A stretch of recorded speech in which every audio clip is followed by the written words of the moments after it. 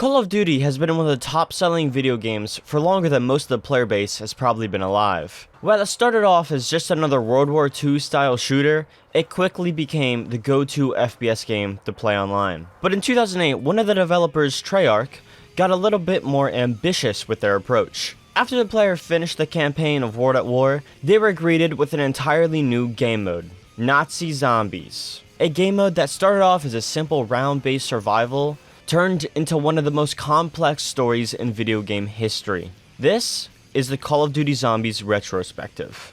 This series is going to be split into 3 different parts: Classic Zombies, Peak Zombies, and Modern Zombies. Starting off strong with the classics.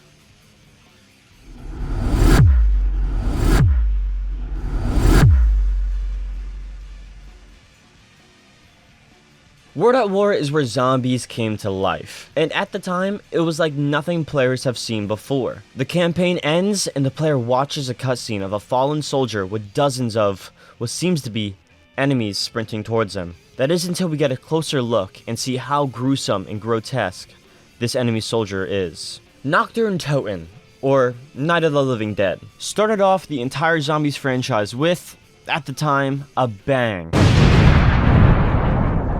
Nacht is a very small, compact, rundown bunker. With only 3 doors to buy, Nacht is more about just camping upstairs and going for high rounds. There's no big story element or even Easter eggs besides this newly found Easter egg. You throw a grenade in this corner, knife the radio 3 times, and then you nade this corner, and something should happen.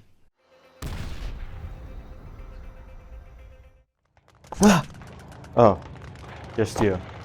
Well, thank you for freeing me and completing that Easter egg. While I got you here, you should really subscribe to the channel. Maybe even like this video. It would really help out a lot with upcoming Easter eggs, you know? Alright, I'll be on my way then.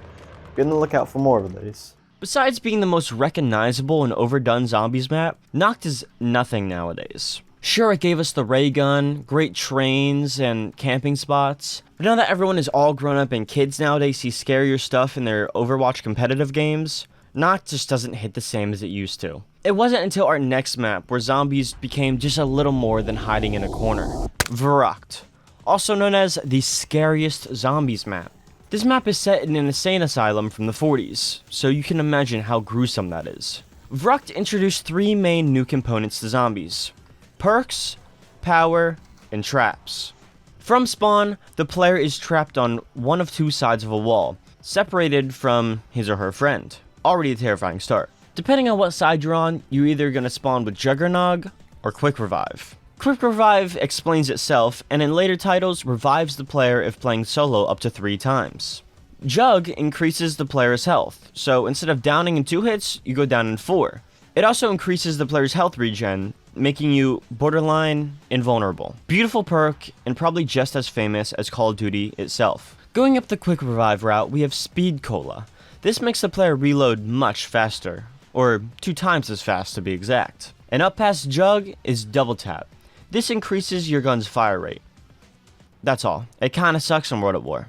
Verruckt is kind of a hard map, with arguably the scariest environment on top of it. It's just a small, tight square with no good training spots, or even camping spots, so nowhere is really safe in Verruckt. Not to mention the screams of terror, old radio music, or even just the creepy laughter lurking around every corner. It feels like you were meant to get trapped and die here. It's a beautiful horror. Not very fun to play in my opinion though. And no, it is not because I'm scared of the map. Don't comment that I'm scared. You might not believe that I'm not scared of Verruckt, but you have to believe that I'm not scared of Shi No Numa. I don't see how you could be, honestly. Building off of what Verruckt started, Shi No has all 4 perks and some new traps for the player to use to their advantage. This time, however, you're in a Japan outpost in the middle of a swamp. I can't give another awesome tour guide video showing off the perks like I did in Verruckt because all the perks are random. Shi No Numa is split into 5 different sections: the main hut, doctor's quarters, storage hut,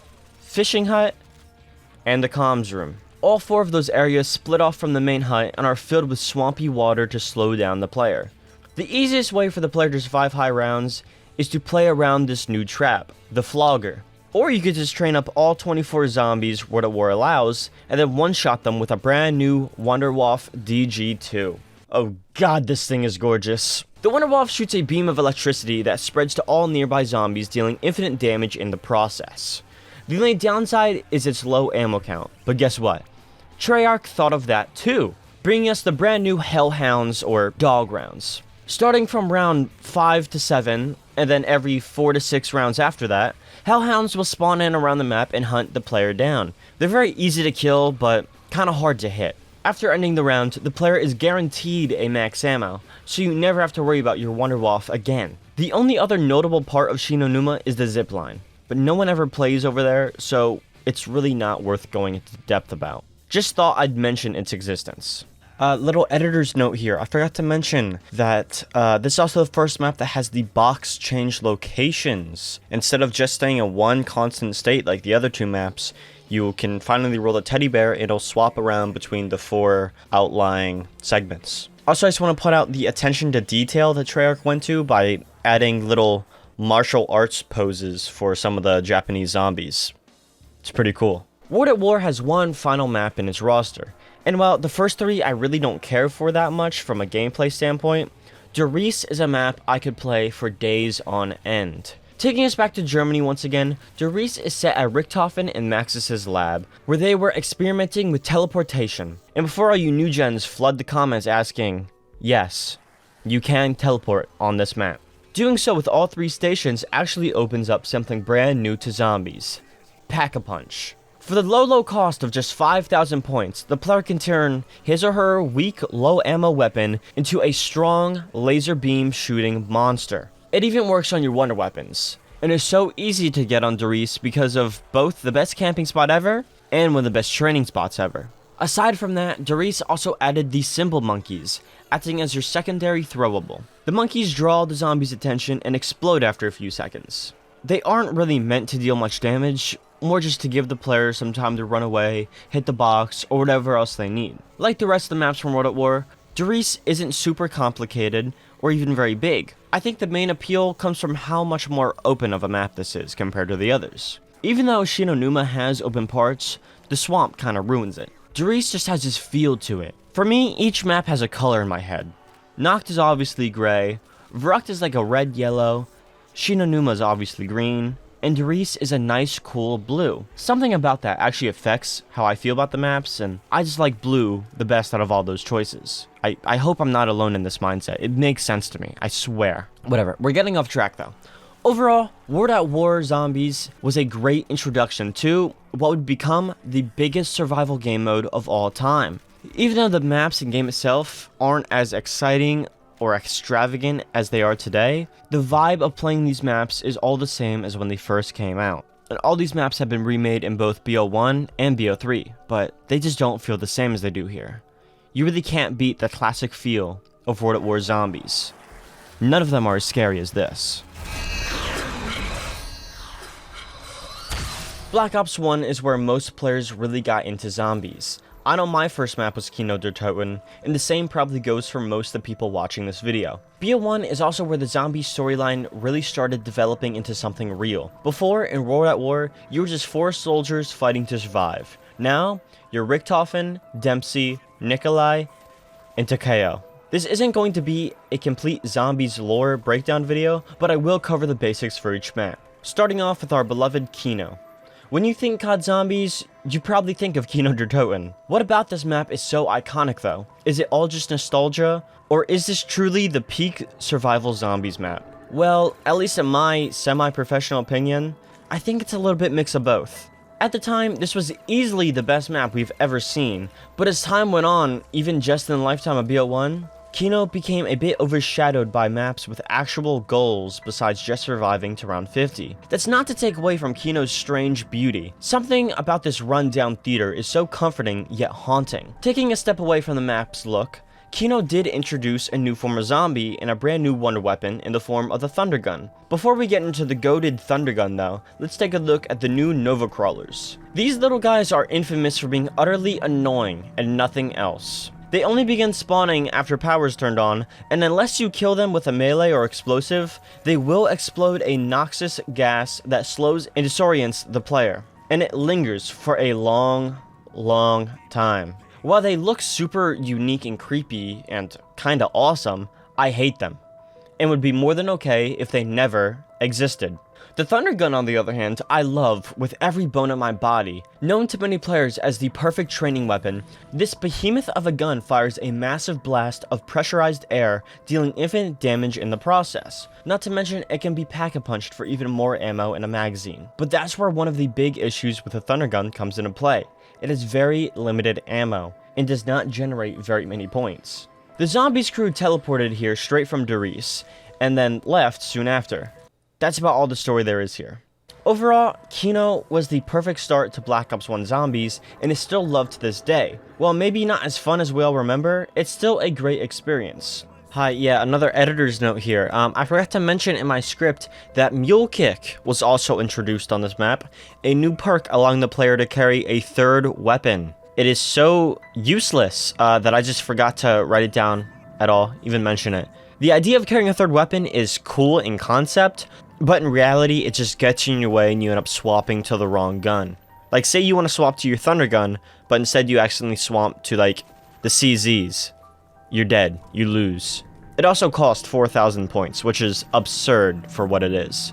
Some people may forget that BO1 actually launched with 2 maps, because Kino was so loved. But its launch brother 5 is just as iconic in its own right. Saying that people forgot about the map where you play as John effing Kennedy and Fidel Castro might be a complete lie, but I had to figure out a way to transition into talking about 5. Anyway, 5 really doesn't add much of anything to the overarching story, and is just used as an excuse for the US government to dig deeper and create Broken Arrow, a group tasked with preventing further spread of the outbreak and other zombie research. The map itself is very unique and takes place in the Pentagon, with multiple floors to explore. 5 has 2 new additions to the zombies world, that being another new wonder weapon, Winter's Howl, and a new boss known as the Pentagon Thief, who's actually very important to the lore if you look into it. Winter's Howl truly just isn't worth talking about. Yeah, it's that bad.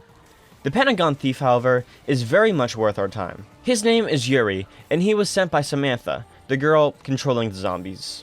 In lore, he was sent to steal research the US held covering the topic of mind control, but in the game, he just kind of runs around stealing your weapons. It's really annoying once again. But this time, there's a positive side of things. Killing him before he takes your weapon will grant you the never-before-seen Bonfire Sale, which is just like the Fire Sale, except the Pack-a-Punch is now only 1,000 points instead of 5,000. And the normal Fire Sale turns Box from 950 into just 10 points.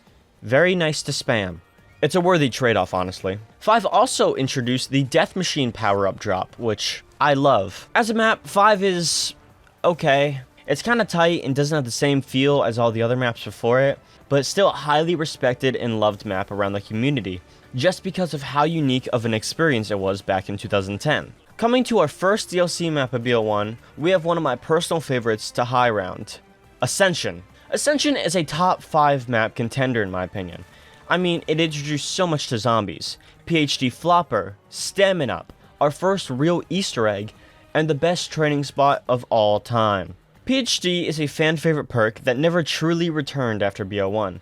It caused the player to take 0 fall damage, 0 explosive damage, and performing a dolphin dive would cause a massive explosion upon landing. Phenomenal perk. Stamina Up is a lot less exciting, but still super popular and useful. It simply just makes the player sprint faster and last longer. For the first ever full Easter egg quest, Ascension is quite straightforward, and nothing compared to today's Easter eggs. It requires a lot of RNG with your box rolls, but the points really shouldn't be that hard to earn. You need to pull the new Gersh device out of the box, which is the monkey of the map. It's a throwable black hole that sucks in all the zombies across the entire map and insta-kills them. Infinite damage, and infinitely broken. The Babushka dolls were also added to the map. They're not needed for the Easter egg or anything, but I thought I'd mention them because they're really fun and awesome to use. A lot of explosions go on. Thank you, PhD Flopper. The quest has the player go through steps to 3 Gersh. It's kind of boring in my opinion, but you gotta start somewhere, I guess. Ascension plays, once again, very unique for a zombies map at this point, with nothing like it even today. You spawn in and everything is black and white until you find the power. You have the landing pads, and of course, the monkeys. Now, if you know zombies, you know why the monkeys are such a burden. Instead of dog rounds and an easy max ammo, we now have to deal with space monkeys that deal way too much damage, beeline straight for your perks to take them away, and raise the price of the perks. If you're playing solo, there's almost no way you're keeping all 4 your perks. It's a lot easier with 3 or 4 players at least. Another bonus is that if you somehow manage to kill every monkey before they even touch a perk, you earn a free random perk bottle drop. Even with the monkeys, I believe Ascension to be an overly easy map to learn and train on. You have some of the best spots in zombies history to run around in circles until you reach whatever rounds you want. Pairing these locations with the Thundergun and PhD Flopper just isn't fair. Well, I've always liked the monster within idea. I like the zombies being us. It's like zombies are the blue-collar monsters. Call of the Dead is a map like none other.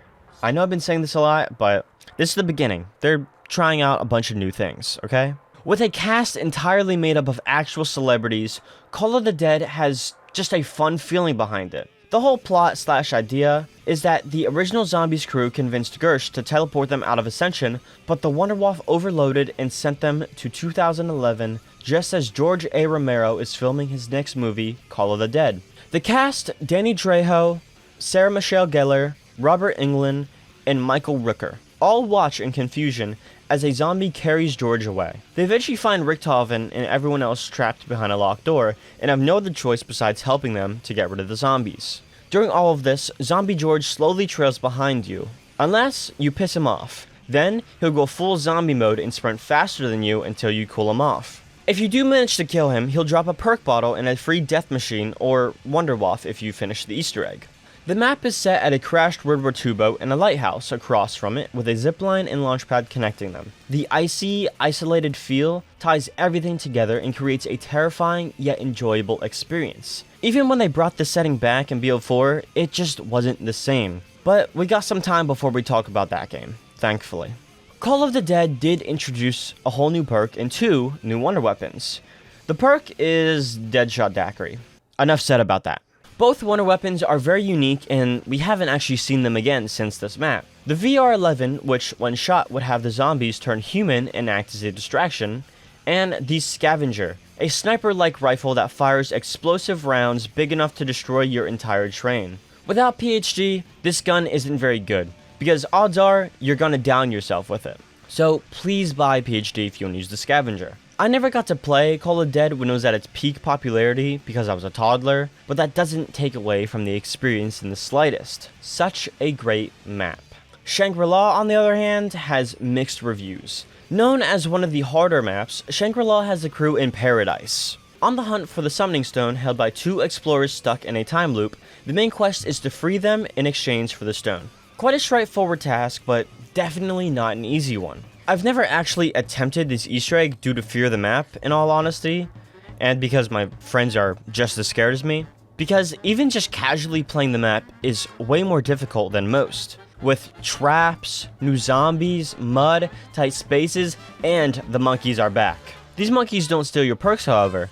Instead, they steal your power-ups. But, once again, this can be used to your advantage, because when they steal them, the power-ups start cycling through all of them. For example, you can turn a carpenter into a max ammo.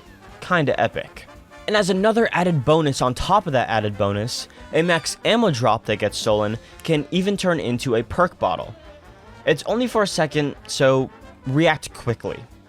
You will have to do better than that, Yeah, I'm not trying that again. Other than these new monkeys, we also have the Napalm Zombies and the Shrieker Zombies, also known as the worst thing to happen to this series. Napalm Zombies are literally on fire and you can feel the burn from a mile away. It's best to keep it that way, because if you get too close, they will explode and most likely kill you and everything around you. Shriekers are a lot less dangerous, but just as annoying. Instead of damaging you, they scream in your face, completely disorienting you. They're pretty much a zombie stun grenade. These new guys wouldn't be as big of an issue if they weren't also tanky as shit. But thankfully, Shangri-La did give the player a brand new wonder weapon with infinite damage, the Baby Maker, or the 3179 JGB215, for all the prudes watching. This ugly sucker turns all zombies hate into little infant-sized zombies that the player can simply run through. It is so stupid in the best way possible. Still not fun enough to make me want to play Shangri-La more than once a year, but still super awesome. With that, we can finally look at our final official map of Black Ops 1. Moon. Another one of the harder maps of zombies. Moon has the crew travel to, you guessed it, the moon. They're here because Samantha is here, and Richtofen has some secret plans he needs to follow through on. You see, this whole time while they were collecting all these parts and traveling around, Richtofen's main goal was to swap places with Samantha so he could have full control of the zombies and reach the ether. It's very confusing and strange, and once again, this is not a lore breakdown video. If you want to watch a lore breakdown, here's a video link below. The map is probably one of, if not the most unique zombies map of all time. You spawn in Area 51 with PAP already open and ready for business. After a minute or so, an alarm will go off and then endless hordes of zombies will come sprinting towards you. It's at this point the player will usually teleport out of there, taking them straight to the moon.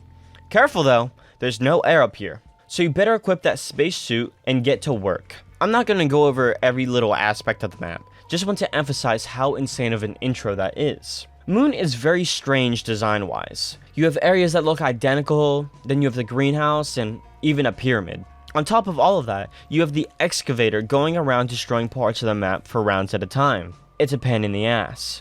This is where the hacker comes into play, however. Replacing the slot holding your suit, the hacker is used to hack almost anything.